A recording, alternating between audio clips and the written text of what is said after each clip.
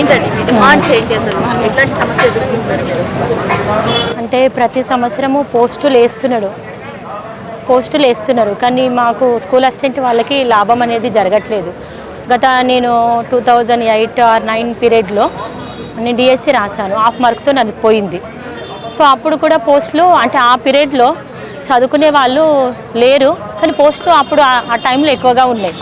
So మాది ప్రిపరేషన్లో ఒక 1 మార్క్తో హాఫ్ మార్క్తో నా డిఎస్సి పోయింది. సో అప్పటి నుంచి తలుచుకుంటే ఎస్జిటిలో వేస్తున్నాడు.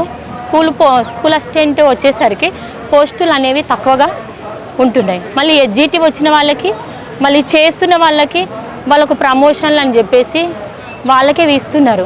అంటే వాళ్ళకు రిటైర్మెంట్ అయితే ఆ స్థానంలో ఒక పోస్ట్ అనేది ఖాళీ అవుతుంది.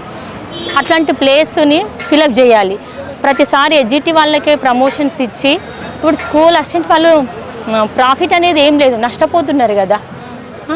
మరి మమ్మల్ని కూడా దృష్టిలో ఉంచుకోవాలి. ప్రతిసారి వాళ్ళే పోస్టులు కొడుతున్నారు.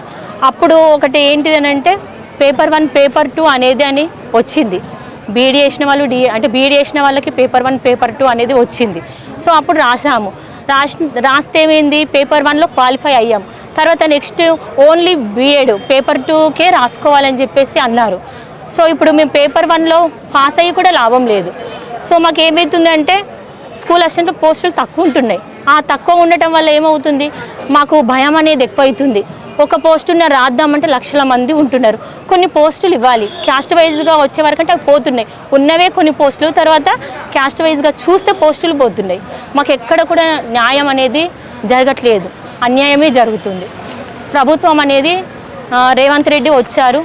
సో ఆయన వల్ల మాకు న్యాయం అనేది జరగాల అంటే వేశాడు. మొన్న రిజల్ట్ వచ్చింది.